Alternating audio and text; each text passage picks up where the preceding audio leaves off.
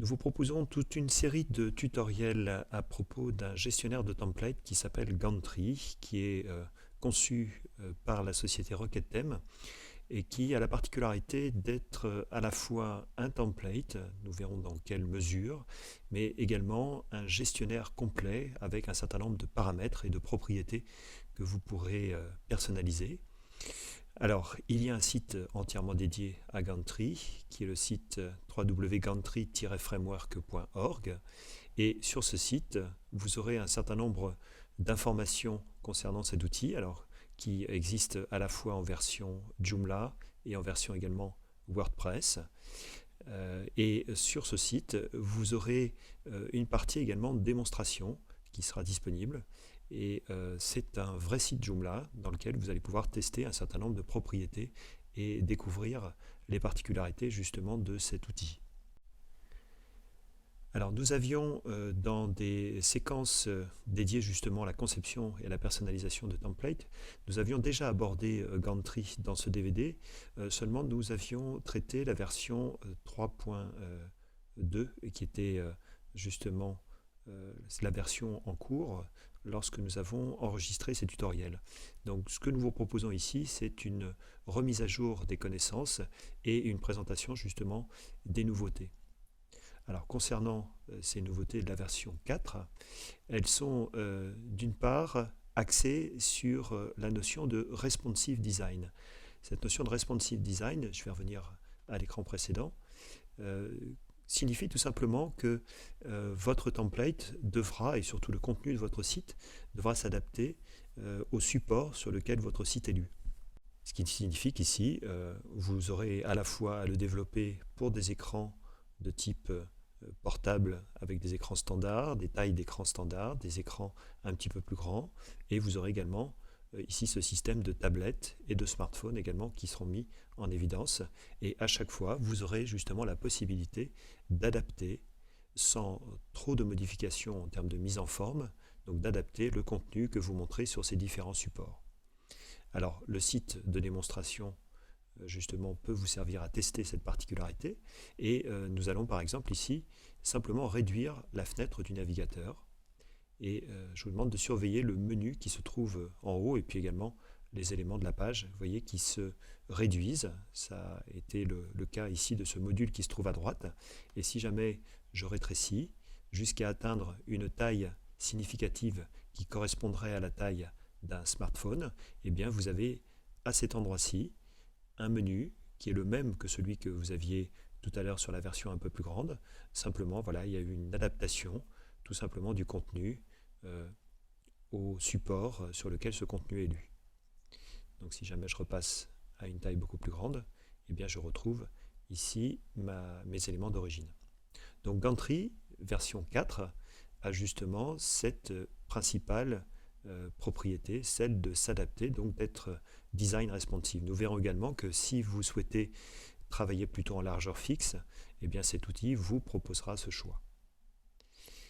L'autre particularité, c'est que Gantry s'est aussi doté d'un autre framework. Alors il est lui-même un framework, mais il s'est doté d'un framework qui s'appelle Bootstrap, qui est à l'origine conçu par l'équipe de Twitter.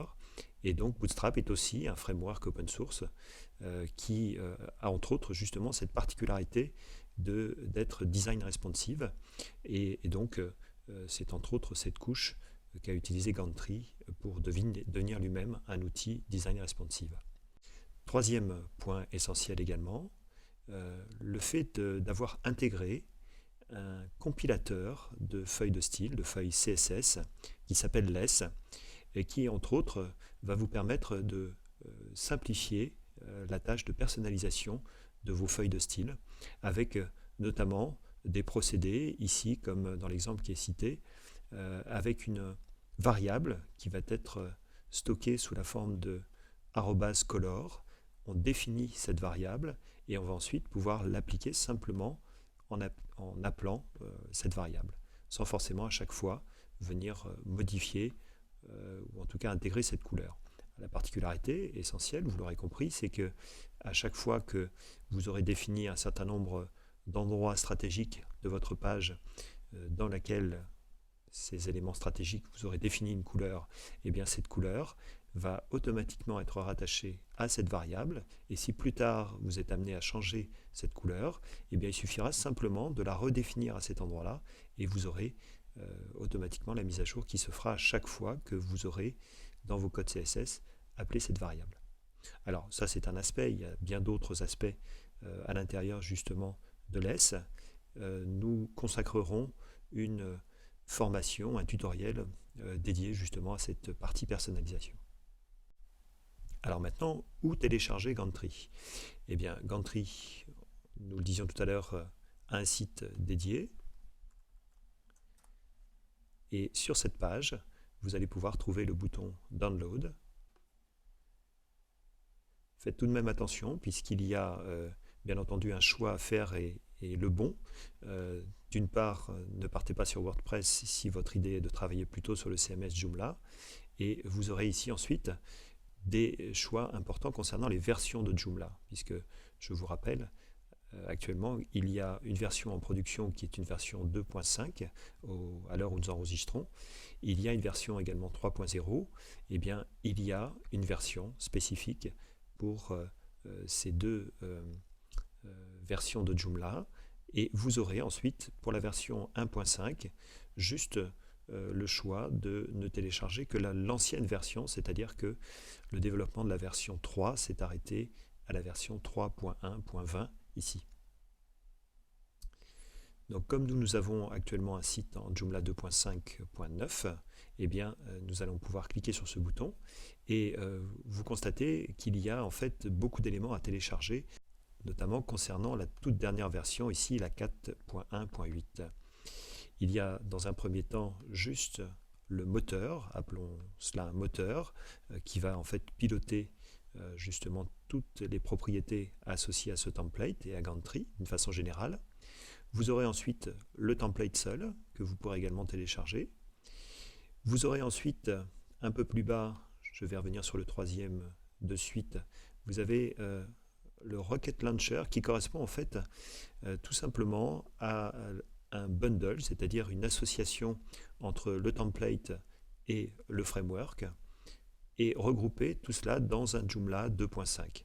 Alors faites tout de même attention, l'installation va se faire avec un Joomla en anglais et il faudra patcher cette version anglaise en français, ce qui n'est pas compliqué en soi. Comme nous avons déjà un Joomla installé, eh bien nous allons choisir ici plutôt de télécharger le bundle, c'est-à-dire ici une association, un regroupement du template et également du framework Gantry. Donc je vais pour ça cliquer sur Download et l'enregistrer.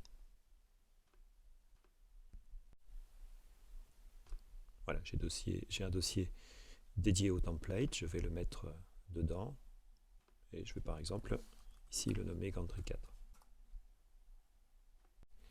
Je vais ensuite procéder à l'installation, une installation classique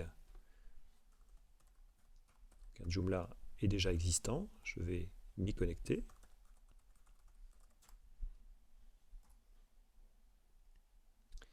Et ensuite, dans Gestion des extensions, je vais pouvoir parcourir jusqu'au dossier où se trouve stocké le bundle que je viens de télécharger. Et ensuite, je lance l'installation. Pour vérifier que Gantry s'est bien installé, eh bien, rendez-vous dans Extensions, Gestion des templates, et vous constatez ici qu'il y a un template Gantry défaut qui a été installé. Nous allons simplement, alors je vais vous montrer le site tel qu'il apparaît par défaut, et je vais tout simplement déclarer ce template comme étant le template par défaut, réactualiser, et constater que Gantry s'est bien installé.